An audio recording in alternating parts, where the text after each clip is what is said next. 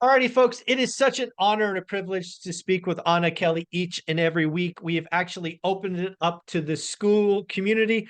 Right now, shout out to Mark, the financial firefighter. He is here live. How you doing, Mark?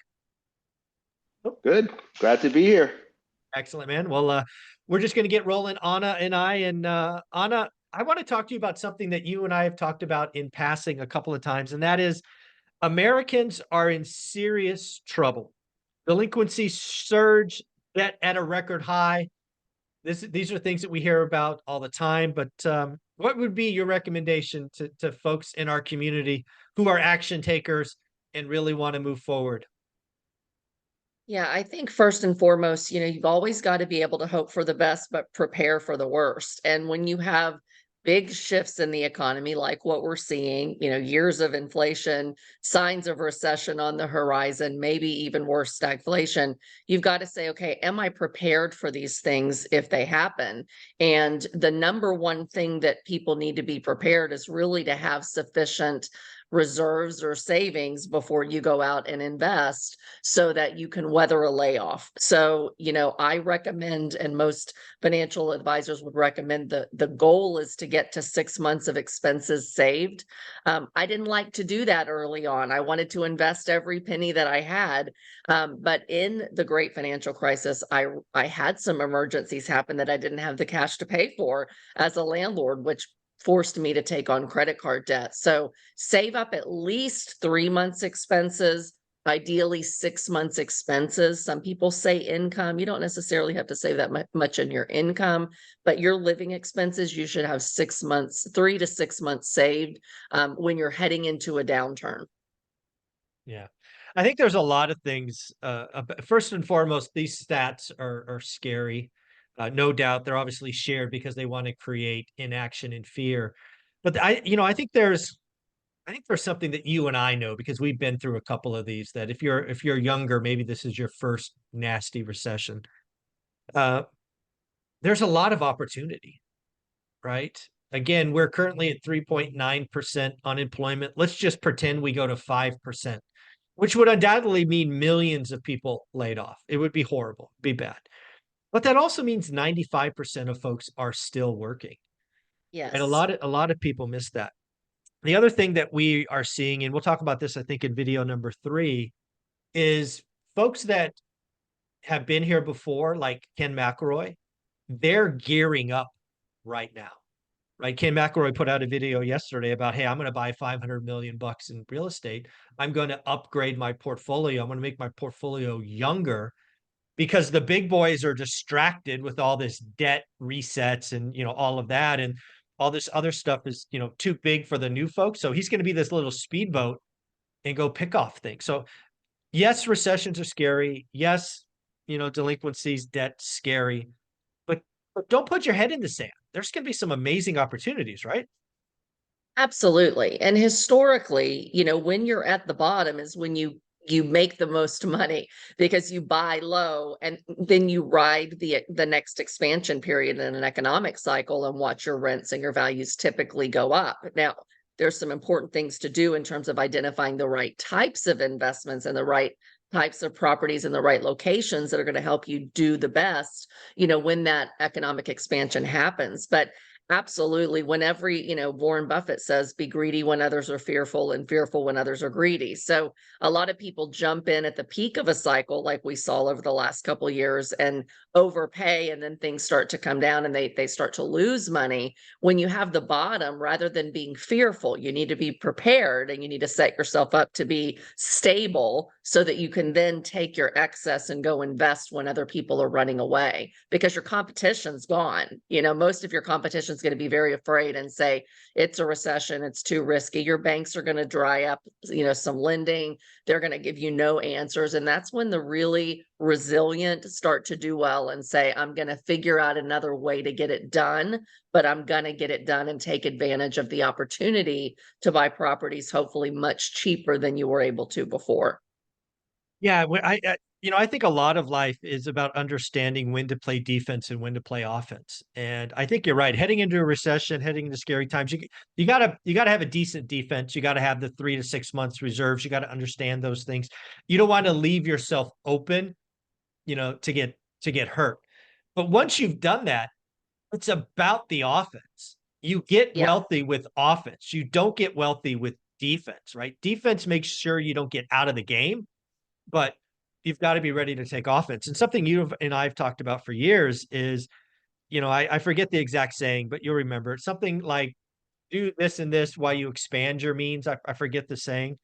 Yeah, like I've always say, learn to live below your means while you work to expand your means. And that should be always, but especially when you're starting out. I can't expand my means and go after $500,000 worth of property or, $500 million worth of property like McElroy if I'm not already living below my means so that I have discretionary income that I can use to go invest. So, when I talk about living below your means, if you're living check to check and you're already racking up credit card debt, I know this is a show about real estate, but I'm going to tell you, don't go get another credit card or buy something you don't understand to get yourself in more debt to make an extra $100 a month. I'm going to say first, get your house in order.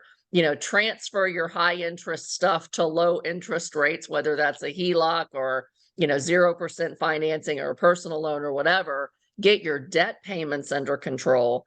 Take a real look at your spending, and are you blowing money? Are you one of the 66% of Americans that are living check to check, racking up your credit card debt and starting to fall behind on payments? If you are, real estate is not going to make that better necessarily. It's going to exacerbate your current habits. So you're just going to have more property, more debt with the same current habits. You'll get in trouble. So you have to learn to manage your money well on your own so that you can then manage your properties well. So the defense, it's not so much about always playing defense, but I always want to be in a position that my needs are met, that my real needs are met.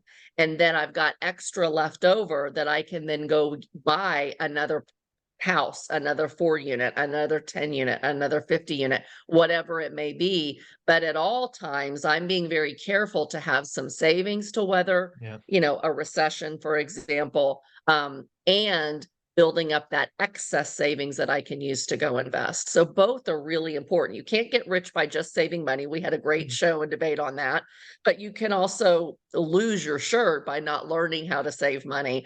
So both are important. And even today, being a multimillionaire, we live well below our means, Michael, well below our means. We have more savings than what we've ever had.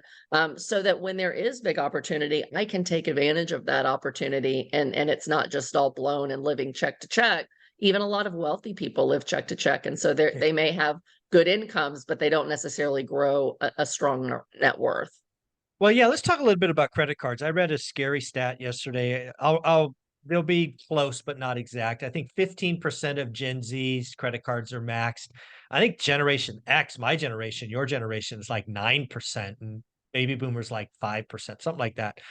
Well, let's say you have somebody that's got a $10,000 credit limit. It's run up to the hilt. It's paying, the average today is almost 21% interest.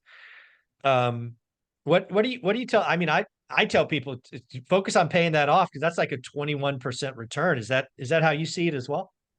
Absolutely. Because the reality is most deals today, and you can't ever say all, but I think I'm pretty comfortable saying most deals today are not going to generate you a 20% cash on cash return, in the first year. You're going to have to put money into it in order to get it to potentially do that. So it's possible, but most deals are not going to do that. So if I'm making 6 or 8% cash on cash while I'm paying 21% on a credit card, I'm falling behind, so even that extra rental income. So you always want to get rid of your high interest debt first. And one of the tricks that I would recommend to just about anybody, I don't know anybody that I wouldn't recommend this.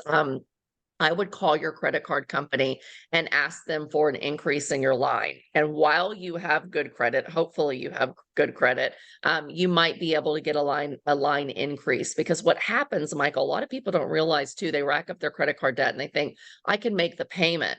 But if you're maxed out on your available credit on your credit cards, your credit score can tank seriously, 60, 70 points. And for people that say your credit score doesn't matter, I don't agree with that. My credit score being really good allows me to get yes answers all the time with banks.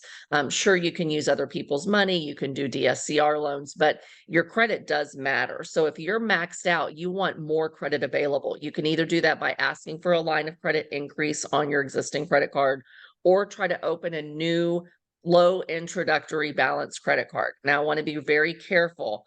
I'm not telling you to rob Peter to pay Paul and keep doing this and then rack up the next credit card. But if you have a credit card at 21% and it's at $10,000, and you can get a new credit card that'll give you a 0% for 18 months, you might have a 2 or 3% fee, but now you're paying off that debt, that high interest debt at a low interest rate. So you can make a lot more progress in paying that down. Then you get out of the habit of putting stuff on credit cards. So it's really a stopgap for you to just get that interest rate lower, get a little higher a credit available. It'll boost your credit score as well, though, having more available than what you've used. So if you have 2 cards with 10,000, but you have 20,000 available, your credit utilization is now 50% instead of 100%. Your credit score will be much higher, which will help you as an investor when you find the properties you want to buy to have a better credit score. Because that credit card being maxed out could bring your score so much lower that it's harder. Your loans, if you do qualify for them on your next property you want to buy, maybe at a much higher interest rate just because you have one maxed out credit card. And it really can make a 70-point swing in some people's scores depending on how much credit you have available. Yeah, I think that's great. One of the things I wanted to ask in this segment, you and I have been very open with folks that part of our journey was a bunch of sacrifice, right? Live below our means. You know, we did less than our peers at the time. And I just want to ask you, was the sacrifice worth it? Right? Was that 10 years worth it? Absolutely. And if I lost everything, I would do it again. You know, I sold my big house in Texas. I downsized, moved in with my in-laws with 2 babies for a year, a little over a year, bought a 4-unit house, hacked it.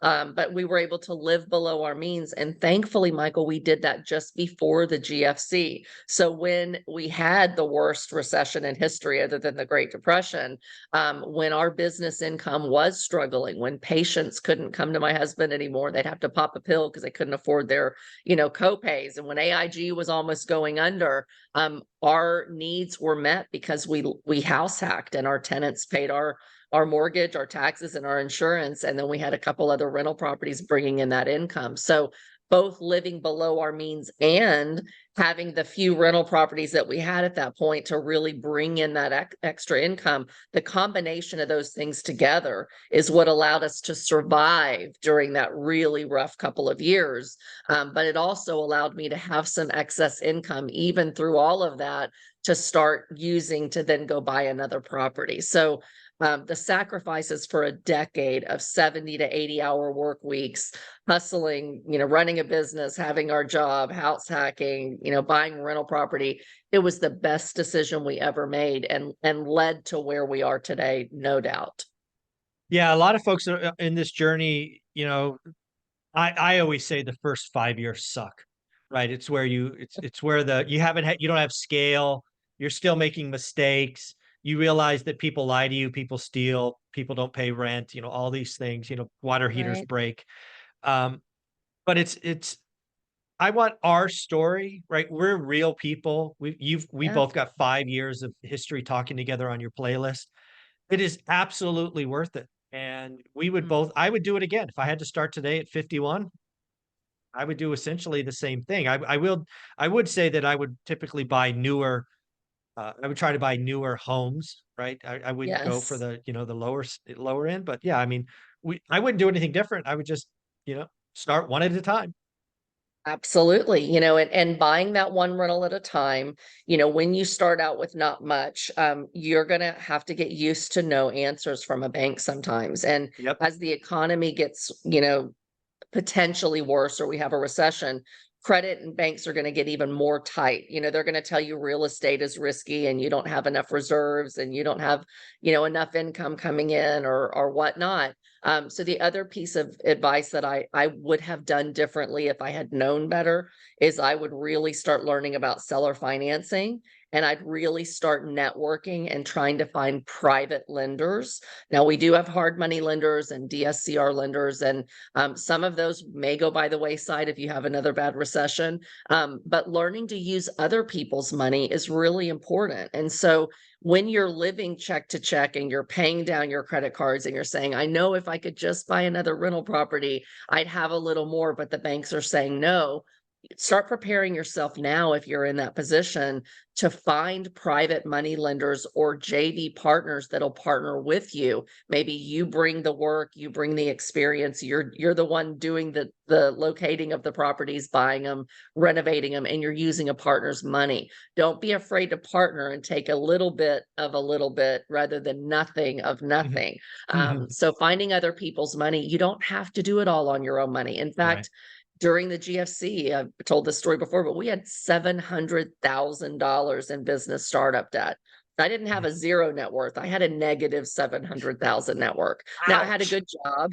We had businesses. We had some property income coming in. But that was a real reality. And so it was slow going that first few years because every bank said no. And I had to learn to take 9 no's until I found the 10th yes. And then start partnering with other people's money, networking that I'm buying properties. I'm looking for partners, equity partners that don't want to do the work, but have a need to make a return on their investment. So other people's money, being really resilient, not taking no for an answer and figuring it out. Everyone can do it. Even if you have credit card debt, you just might have to do it a different way and be really cautious and careful and slow and patient with yourself when you first get started, because then it starts to snowball. And the great reality about recessions, at least historically, Michael, is they're fairly short-lived. Yeah. So even if we're in a recession now, which I think we are, even if it got worse, usually they last 10 to 18 months. 18 is a long recession. Then you've got a couple years of recovery. Credit starts getting a little bit easier. More people want to invest. They're not so afraid. So, don't think that the way it is now is the way it's going to be forever. So you give up and stop doing the work because you think it's hard. Like, choose your hard. It's worth it. It's going to be harder over the next couple years, but you're going to have significant opportunity, maybe more so than the last couple years where it was Yeah. really a seller's market and you had bidding wars. Now your competition's gone. So there's always positive to find in every market.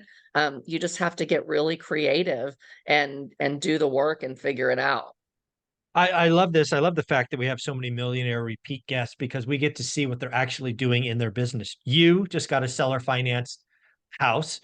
The lumberjack just got a seller financed fourplex. Casey just wrote a seller financing deal yesterday. So again, seller financing is out there. It's possible. I do think the next 18 months will be harder than the last 2 years, but that's a good thing.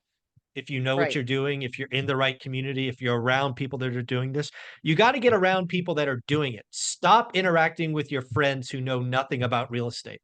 They're the ones that are Absolutely. going to look at the headlines and go, "Oh my God, the world is ending." Blah. No, get around people that Absolutely. are doing it. And for me, that house I bought, I actually offered seller financing, but he didn't take it. But that's okay because I had a backup private lender. So I called a guy who I know is a Oh, private that's lender right. and he's lent to me before. And I said, hey, I can pay you more than what you'd get parking your money in a 2-year CD or a 2-year treasury, backed by real estate. Are you still in the market for private lending? He's like, for you, yes. So Yeah, there you 6%. go.